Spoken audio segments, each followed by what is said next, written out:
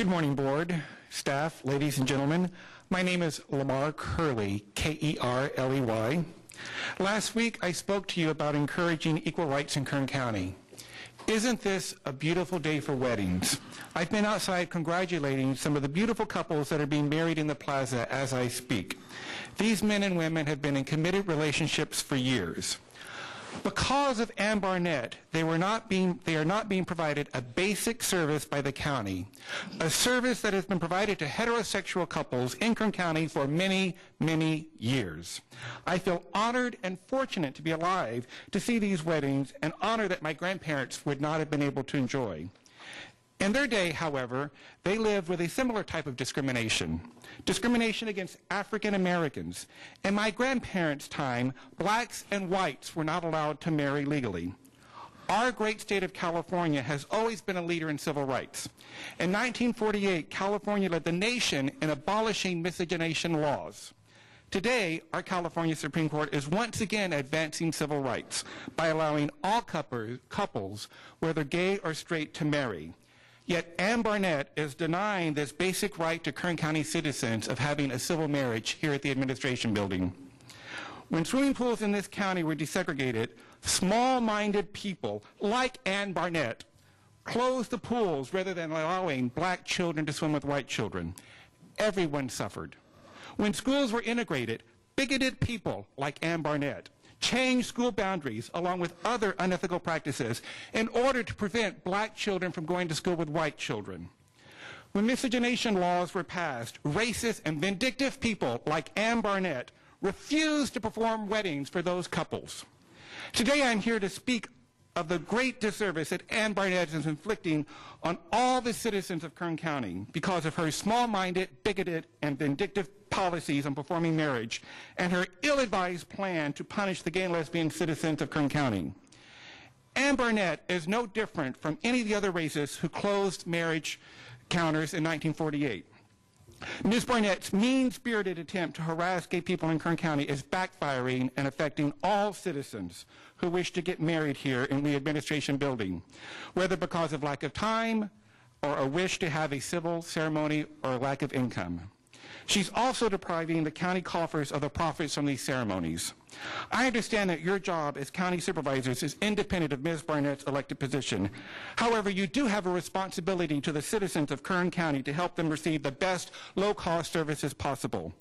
When are you, as county supervisors, going to accept your responsibility to speak out against this bigotry?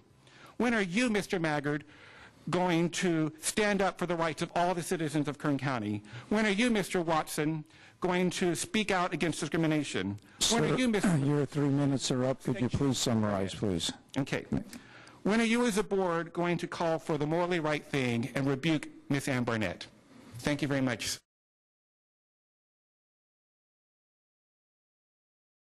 All right, yeah, that November referendum is right around the corner. A month after the California Supreme Court overturned the state's ban on same-sex marriage, gay couples can walk into county offices throughout the state and secure their marriage licenses today.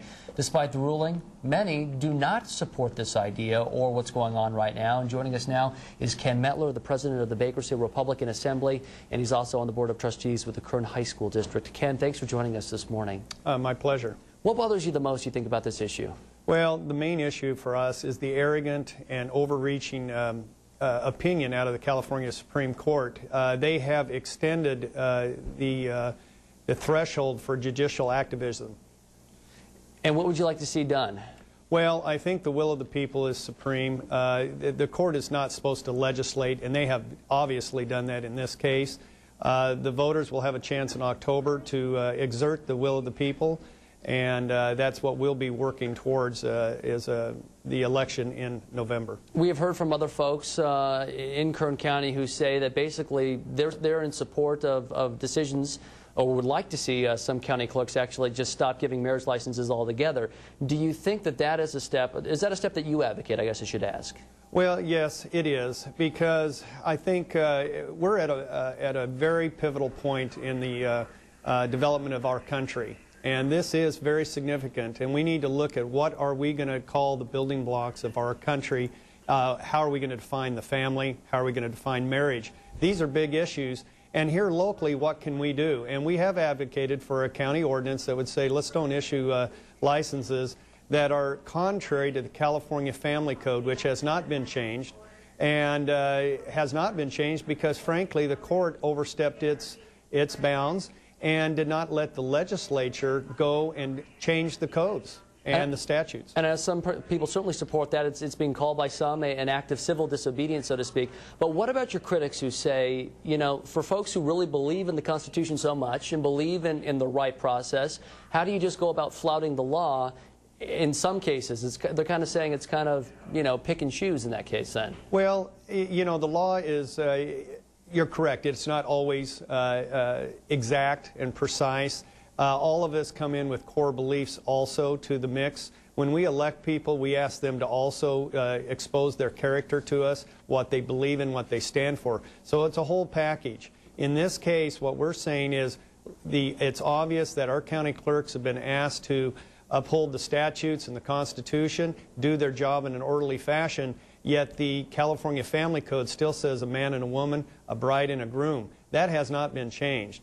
So there's something wrong here. There's a rush to implement a political agenda by the justices by a slim majority, 4-3, and that is not correct.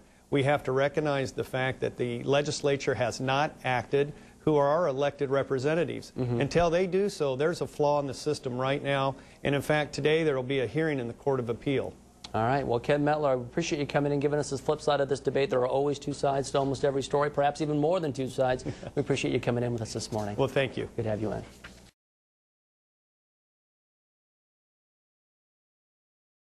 And as the minutes on the clock counted down to the first same-sex marriage performed in Kern County, there was one thing missing from the equation: protesters. One Bakersfield woman says that's because she asked those opposed to gay marriage to take a vow of silence today. 17's Tim Callahan spoke with her, and he's in our news center tonight to explain. Tim. Well, Tammy, Rosalyn Strode says she opposes same-sex marriage altogether.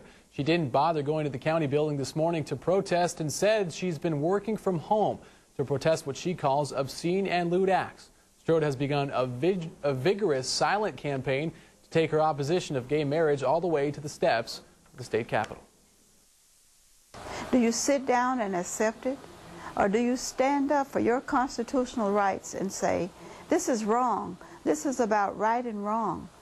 As gay couples around Kern County said their I do's, Rosalyn Strode spent her time emailing more than 300 pastors in Bakersfield.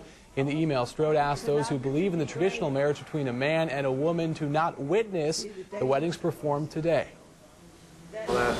It's disgusting, and I am so glad that we weren't there to witness it, and that all of Bakersfield and Kern County can see it and be as disgusted as I am, and to be outraged as I am. And I know many are, and they will head to the polls in November. And Strode heads up a group in Bakersfield called Citizens Opposed to Obscenity and Lewdness. Strode says she has been gathering signatures for a November ballot measure that would amend the state constitution to outlaw same-sex marriages altogether. Tam?